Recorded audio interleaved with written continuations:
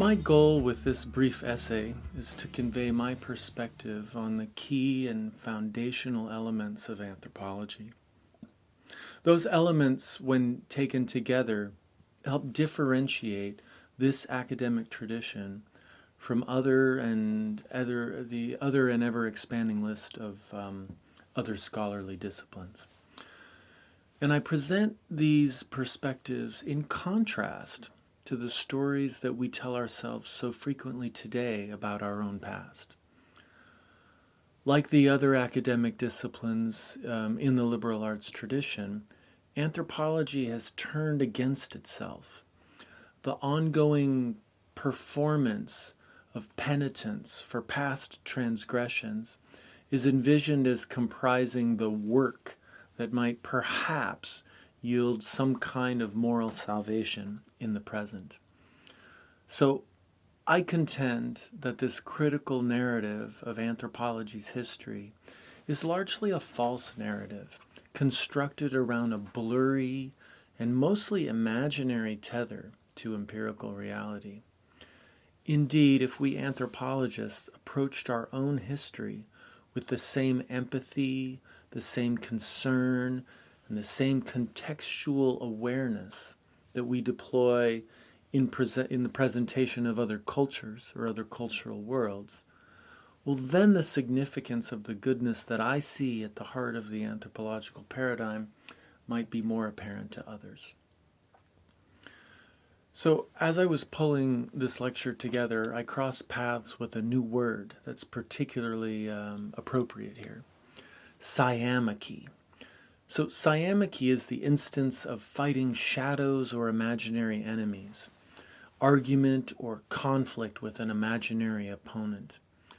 I suggest that close scrutiny directed at almost any anthropologist from yesteryear reveals noble intentions, ethical relations, constructive collaborations, and a meaningful empathy that spans the thresholds of human difference.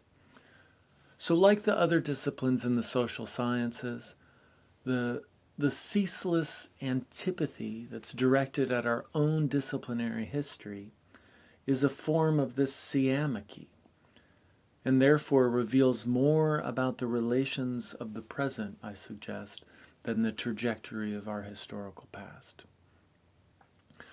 So the first portion of this lecture is devoted to a presentation of those key and foundational elements in anthropology. Building on those 5 elements, the second portion of the lecture consists of a discussion of the concept of culture found at the center of the anthropological paradigm. So, without further delay, let me turn to those 5 elemental aspects of the anthropological tradition. All right. So, the first of those key features might be summarized as difference. The central concern of anthropology has always been to grapple with the nature of the observable human differences that are so readily encountered in the world, even today. Anthropology is fascinated with the spectrum of human difference. Since the inception of the discipline in the 1800s, however, the starting point for anthropology's exploration of human difference has been the assertion of a leveling universal humanism, an assertion of our basic and fundamental equality as human beings. So culture, that collective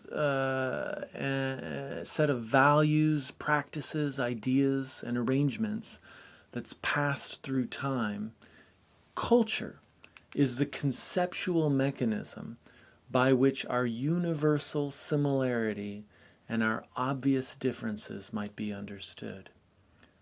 Anthropologists have long been interested in the differences between different societies and cultural groups, but they've also been interested in the differences established and passed through time within different societies and cultural groups. So in all those senses, difference is the first foundational element at the center of the anthropological paradigm. The second element is encapsulated by the term reflexivity.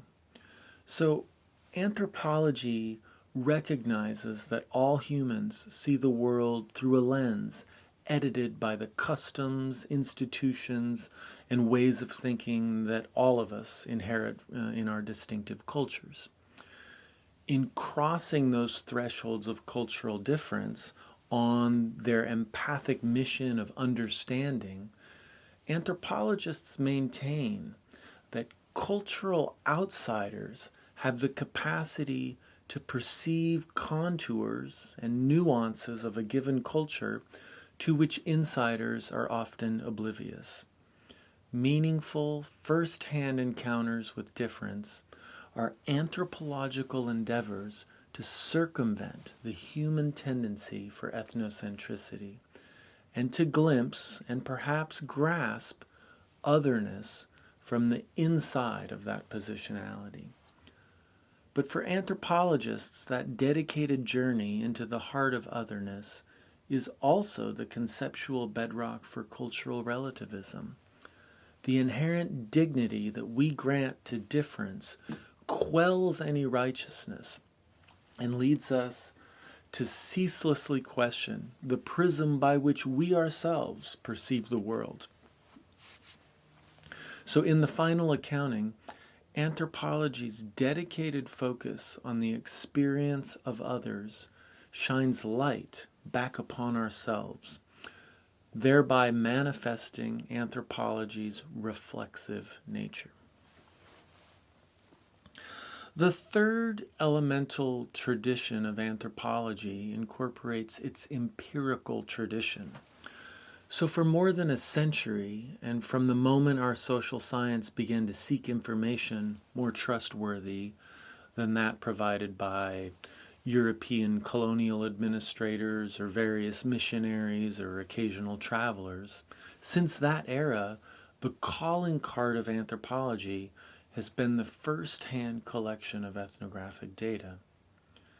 Anthropology's empirical foundations are directly concerned with human diversity as it is, with humans as they are, in the natural social environments that we humans construct and we inherit from those before us.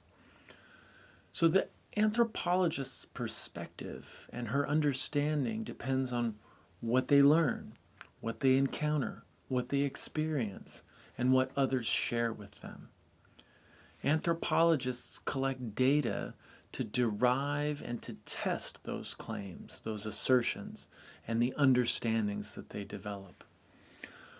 Along the way, anthropologists seek both emic and etic perspectives, emic being the insider's perspective, and etic being the scientific or outsider's perspective. As a result, the empirical pathway forged by anthropologists is both immersive and participatory in nature. So the fourth keystone in anthropology's structure is roughly encapsulated by the concept of holism. In its inception, academia bequeathed anthropology a comprehensive and exploratory charge. First configured around the assessment of non-Western societies, anthropology grew around a diverse and holistic suite of concerns that included foci now codified in the constellation of different academic traditions, or things that one might major in. Anthropology was long concerned with the political structure of societies, and with their religious values and their beliefs, with their social organization, with their historical experience, with economic life, and with quite a bit more.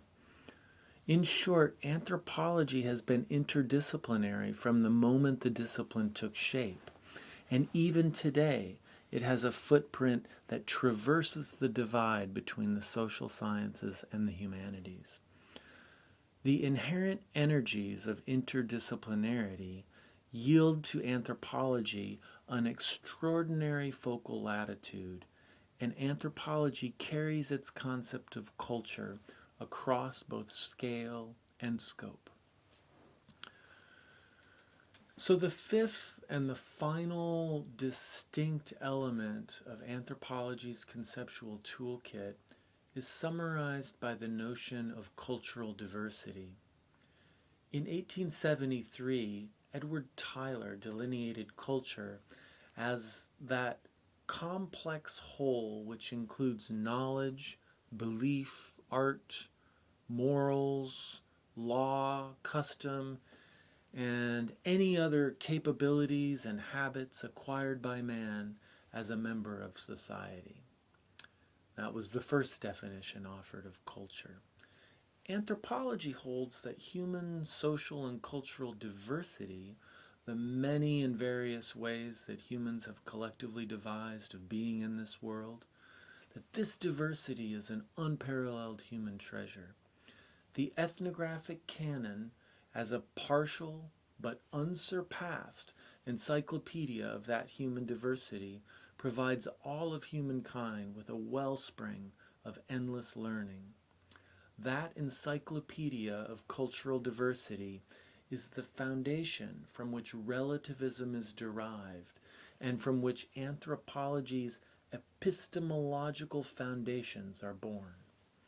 Indeed, the ethnographic canon is anthropology's greatest gift to the world, and it's the solid ground on which the discipline stands even to this day.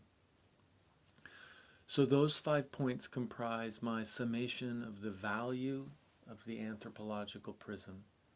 And in the remainder of this paper and lecture, I want to talk a little bit about the concept of culture and the fuzzy boundaries of that idea.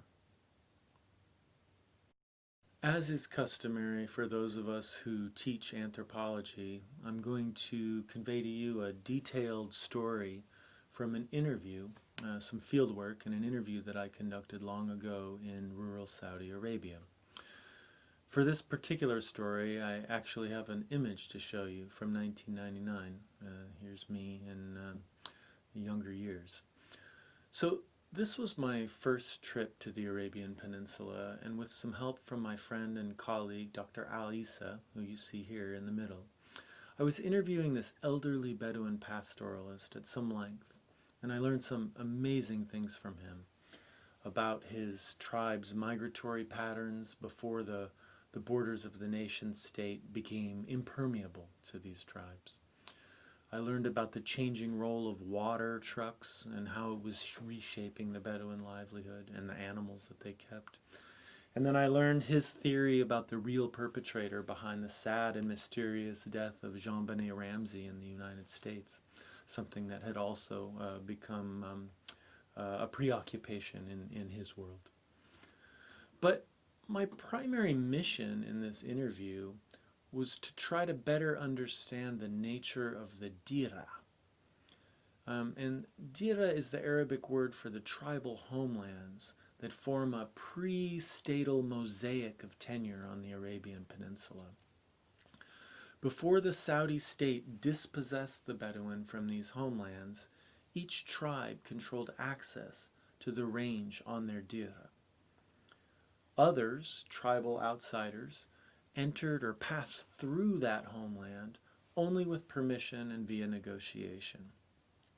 These negotiations were oftentimes facilitated by intermarriage, or perhaps more crudely via the exchange of women, as it was called, concretized in many different human societies throughout human history. So here's an image of Dixon's 1949 map of those tribal homelands on a portion of the Arabian Peninsula. So, although the tribes, at the time of this interview, the tribes no longer entirely controlled access to these homelands, the Dira at this time was still a known and kind of functional sort of unit of land. Tribes knew where their homelands were and thought of them as home. And so in my interview, I kept pushing my interlocutor to help me understand where his tribe's dira ended and where the next tribe's dira commenced. And so while he mentioned a few geographical features, oh, it's kind of over there beyond those mountains, past those mountains, or it's as you get closer to Hafid al-Batin, he kept evading the sort of precision that I desired. Our tribe's wells, he noted, were here and there and further over there. But the specific boundaries of the Dira, well, I departed that interview with a feeling of my own inadequacy as an anthropologist and a budding ethnographer. How was I not able to extract this basic information from this man? It was later at night on my cot under the panoply of desert stars that I came to realize the nature of my error. And the nature of that error involves a variety of issues that I've already visited in my estimation of the essence of anthropology. So let me explain. My error, I think, was one of ethnocentricity, grounded in my inability to see and grasp the world in terms truly different from my own. In my attempt to understand the nature of the Dira, I was deploying epistemological concepts that were very Western in nature and very much tied to the Western legacy of private property. For me, what seemed to matter is where those boundaries began and ended. For those are the sorts of understandings of land and tenure that are foundational in the lens through which my culture sees the world. But for this elderly Bedouin, who could still recollect an era in which tenure was arranged communally by tribe, the precise boundaries were inconsequential. What mattered to him, and where his focus was steadfastly directed, was on the propriety of the life-sustaining wells upon which the Saudi Bedouin pastoral livelihood had long depended. The boundaries of the Dira were unspecific, but the central features of any Dira were perfectly precise. And here, in conclusion, is where I want to draw some parallels between this Bedouin man's explication of the Dira to anthropology's concept of culture. I want to promote the utility of the concept of culture while simultaneously pushing back on those critiques that point to the difficulties of discerning where one culture stops and another starts, and to facilitate the culture concept's versatility in application across scales. This sort of understanding is aligned with the philosopher Wittgenstein's notion of family resemblance, a super interesting part of Wittgensteinian philosophy. His embrace of the imprecision by which we operate linguistically. It's also, interestingly, aligned with Edward Tyler's notion of culture as well. Writing in 1871, Tyler noted that when it comes to ethnographic groups and culture, and here I quote, "The groups in question, though held together each by a common character, are by no means accurately defined." So even in coming up with the first definition of culture, Tyler was aware of those fuzzy boundaries. So in summary, I suggest we might speak competently and coherently about the central qualities and characteristics of a given cultural realm. Those central qualities and characteristics are like the wells that once tethered the Bedouin Dira to the landscape, without the precision that defines the boundaries between one culture and the next. Indeed, the flexibility of anthropology's culture concept fits well with the contemporary world and the petroleum-fueled era of mobility that's brought us together in unprecedented ways and in new forms of interconnection. So that concludes my lecture, a summation and a review of the foundational elements of the anthropological paradigm as I see them. and a concluding reflection on the concept of culture that remains anthropology's lodestar. But let me also leave you with a question that echoes some of the points that I make in my lecture about cultural appropriation. And those are points that I've drawn especially from Kwame Appiah and his discussion of cultural appropriation. And simultaneously, this question builds on points I made earlier in this lecture.